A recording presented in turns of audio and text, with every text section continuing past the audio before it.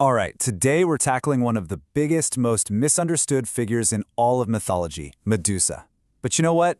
This story isn't just about her. It's actually about her powerful sisters, the Gorgons, and the whole story is way more complicated than you probably think. So, let's get right into it. And this really gets to the heart of what we're talking about today. How can mythology's greatest monster also be its greatest protector? I mean, that's the central puzzle, right? A creature that is terror, but at the same time is a symbol of protection? It's a contradiction that kind of flips the whole myth on its head and tells us a lot about the people who first told these stories. I mean, we all know the look. You close your eyes, you can picture it, right? The snake hair, that killer gaze that literally turns you to stone. It's the face of a monster. This is the Medusa that's been giving people nightmares for thousands of years. But here's the thing. If we only focus on Medusa, we're missing a huge piece of the puzzle. And honestly, we're missing the part that might be even scarier. See, she wasn't some lone monster. She was one of three sisters, the Gorgons. And you really can't understand her story without knowing about them. Okay, so first things first, let's talk about destruction. For the ancient Greeks, the Gorgons were basically chaos in living form. They were these wild, primal forces that lived out in the scary, unknown parts of the world. So let's break down exactly what made them so terrifying. So their main power, obviously, was that look that could turn you to stone. Their home was just this horrifying garden of statues, filled with all the heroes and animals who'd tried their luck and failed, just frozen forever. And the power didn't even stop there. The myth says that after she died, a few drops of Medusa's blood hit the Libyan desert, and that's where all the venomous snakes came from. Wild. But now, here's where things get really interesting.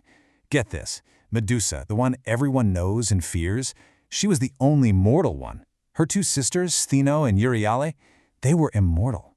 And you could make a very strong case that they were way, way more dangerous. So let's talk about Stheno, the oldest. Her name means the forceful, which is a bit of an understatement. According to the old stories, she was the most murderous of the three. We're talking a body count that supposedly left her sisters in the dust. She was the real heavy hitter of the family. And then you have Euryale. Her power wasn't in her eyes, it was in her voice. The story goes that when Medusa was killed, her screams of grief were so powerful they could literally crumble stone. Think about that. A scream that's basically a sonic weapon. Incredible. So, okay, we've got it. They're terrifying agents of destruction. End of story, right? Well, no. This is where the whole narrative takes a sharp turn. Because these same monsters were also seen as some of the most powerful symbols of protection. And the biggest clue is hiding in plain sight. Medusa's name. In ancient Greek, Medo literally means guardian or protectress.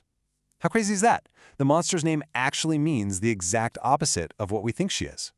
And this whole guardian idea really takes off after she dies. Her head, which becomes known as the Gorgonian, gets turned into a powerful symbol.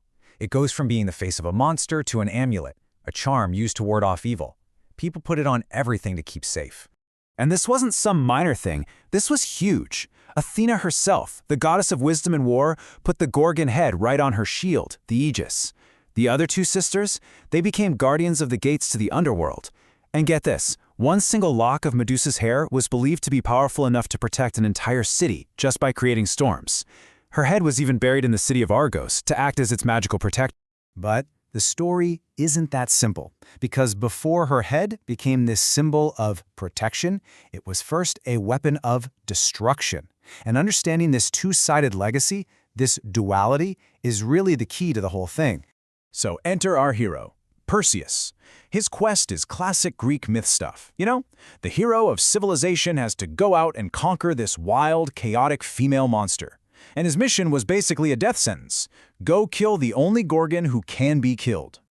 Now you don't go after a Gorgon empty-handed. The gods hooked him up with a whole divine toolkit. He got a shield so polished he could use it like a mirror, a super sharp sickle to do the deed, winged sandals for a quick escape, and probably the most important part, a cap of invisibility so he could sneak away from her immortal, and you can bet, very angry sisters.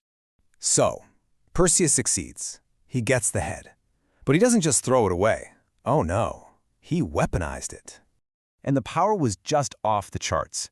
There's one story where he's at a wedding feast, a fight breaks out, and he whips out the head and turns 200 of his enemies into statues. Just like that, 200 people, gone. That's the kind of insane power he was carrying around in a bag. And this is where you really see that paradox play out. For Perseus, the head is a weapon. He uses it to take down a titan, to kill a sea monster, to wipe out a corrupt king and his entire court. Pure destruction. But for Athena, she puts that exact same head on her shield as a symbol of protection, a way to scare off the enemies of civilization.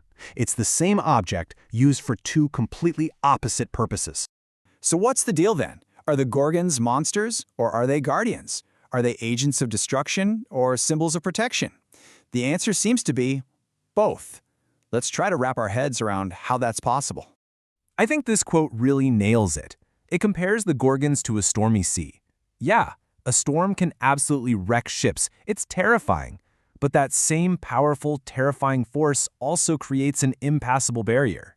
It guards the shore. So for the Gorgons, their power to destroy was their power to protect. The very thing that made them scary is what made them such good guardians. And I guess that's the big idea to chew on here. The Gorgon myth suggests that sometimes the most terrifying things can also be the most protective. It makes you wonder, doesn't it? What really is the line between a monster and a guardian? And maybe, just maybe, you can't have one without the other.